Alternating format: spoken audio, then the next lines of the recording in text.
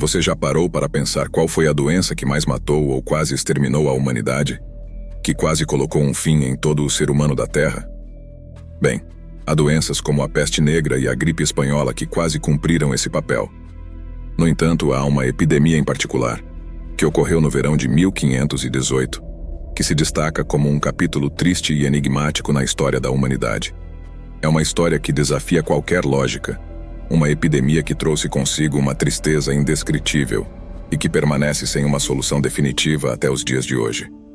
Bem-vindos a um evento que intrigou gerações, a epidemia de dança de 1518.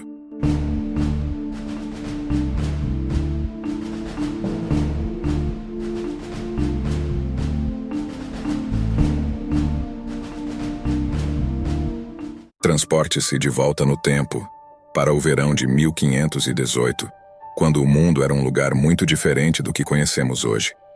Estrasburgo, uma cidade pitoresca da Alsácia, situada no Sacro Império Romano-Germânico, era um aglomerado de becos sinuosos, casas de enxaimel e praças movimentadas. As torres das igrejas se erguiam majestosamente contra o céu, testemunhando séculos de história e cultura. Nessa época, a Europa estava imersa em um período de transformação, com a Renascença começando a moldar a mentalidade das pessoas, trazendo consigo um desejo crescente por conhecimento e uma busca por novas ideias. No entanto, o Renascimento também trouxe consigo pragas, guerras e pobreza, deixando as pessoas em um estado de constante apreensão. Estrasburgo, como muitas cidades europeias da época, já havia sofrido com a devastação da peste negra e enfrentava uma série de dificuldades econômicas. As ruas eram estreitas, os edifícios se aglomeravam e a população vivia com o peso da incerteza, da fome e da doença. No entanto, o que aconteceu a seguir em Estrasburgo foi algo que ninguém poderia ter previsto. Conforme o sol escaldante de julho lançava seus raios sobre as ruas estreitas de Estrasburgo, Frau Trofea emergiu de sua modesta casa, vestida com trajes que ecoavam o estilo peculiar do século XVI. Vestindo um vestido longo e volumoso, com mangas bufantes que eram a moda da época, e um corpete apertado que enfatizava sua cintura, Frau Trofea parecia uma figura comum daquele período turbulento. No entanto, à medida que ela começou a dançar, algo extraordinário e inexplicável aconteceu. A dança de Frau Trofea não era a dança elegante e controlada que frequentemente associamos à época renascentista, mas sim uma dança desenfreada, quase selvagem.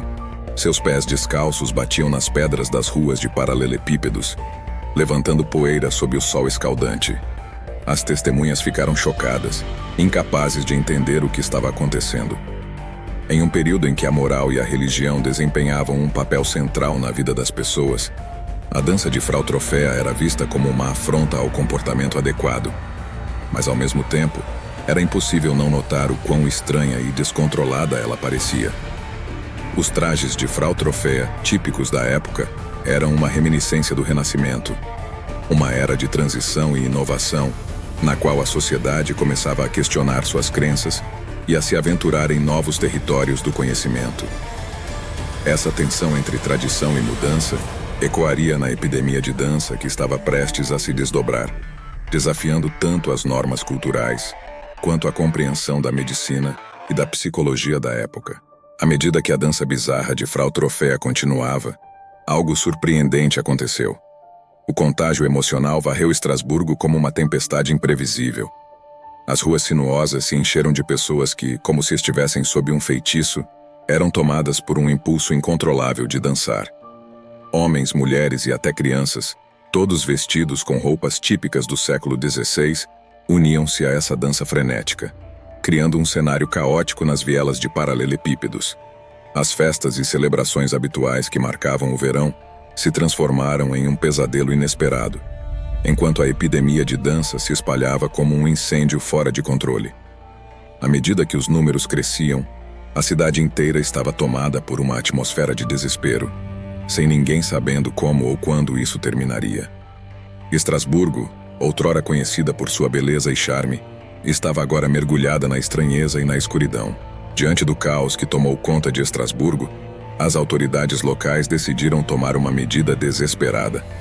Eles construíram uma plataforma de madeira pública no centro da cidade, na esperança de que isso ajudasse a aliviar a compulsão dos dançarinos. No entanto, essa plataforma se tornou um palco de caos e desespero ainda maior. A plataforma de dança era adornada com decorações típicas do Renascimento, refletindo a estética da época, com pinturas de motivos florais e figuras mitológicas. Enquanto a multidão continuava a crescer, a plataforma se tornou um símbolo da perplexidade e da impotência das autoridades. Mulheres com saias bufantes e homens de chapéus de abas largas continuavam a dançar descontroladamente, movendo-se sem rumo sobre a estrutura de madeira. Em meio ao frenesi da dança, os médicos da época estavam impotentes. A medicina renascentista ainda estava engatinhando, e muitas doenças eram mal compreendidas. Os médicos não tinham explicações plausíveis para o que estava acontecendo. Alguns sugeriram que era um surto de dança, um diagnóstico que levantava mais perguntas do que oferecia respostas. As pessoas da época buscavam conforto na religião, e muitos viam a epidemia como um castigo divino. Os trajes de monges e freiras eram comuns na paisagem urbana, e as igrejas estavam repletas de fiéis buscando orientação espiritual em meio à epidemia de dança. A religião e a medicina da época estavam entrelaçadas em um emaranhado de crenças e incertezas. À medida que a epidemia de dança avançava, as mortes começaram a se acumular. Relatos históricos indicam que várias dezenas de pessoas podem ter perdido a vida devido à dança incontrolável. Os sintomas que levaram à morte variavam, mas incluíam exaustão extrema, desidratação, lesões físicas causadas pela dança frenética e colapsos cardíacos. Muitos dos que faleceram eram vítimas do esgotamento total, dançando até seus corpos não aguentarem mais. A cidade de Estrasburgo foi envolvida por uma aura de tristeza e luto. À medida que os enlutados vestiam trajes funerários da época, a comunidade enfrentava o desafio de enterrar seus entes queridos e lidar com a dor de perder tantas vidas de maneira tão inexplicável e trágica. Naquele tempo, as pessoas estavam famintas por respostas, e as teorias que surgiram refletem a complexidade da situação. Uma das teorias da época sugeria que a dança era causada por envenenamento alimentar. Naquela época, a safra de centeio era comum na região e podia ser afetada por um fungo chamado ergot. Esse fungo, quando ingerido, poderia causar alucinações, convulsões e alucinações, e algumas pessoas acreditavam que o centeio contaminado poderia ter sido a causa da epidemia.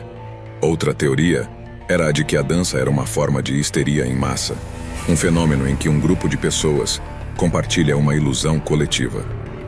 Na mentalidade do século XVI, essas ideias eram difíceis de compreender e explicar, e as pessoas recorriam à superstição e à religião para tentar entender o que estava acontecendo.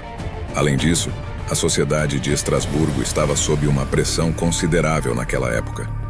A cidade enfrentava dificuldades sociais e econômicas, e muitos estavam desesperados. Alguns especulavam que a dança poderia ser uma forma de expressão de desespero e protesto contra a miséria e o sofrimento que assolavam a cidade.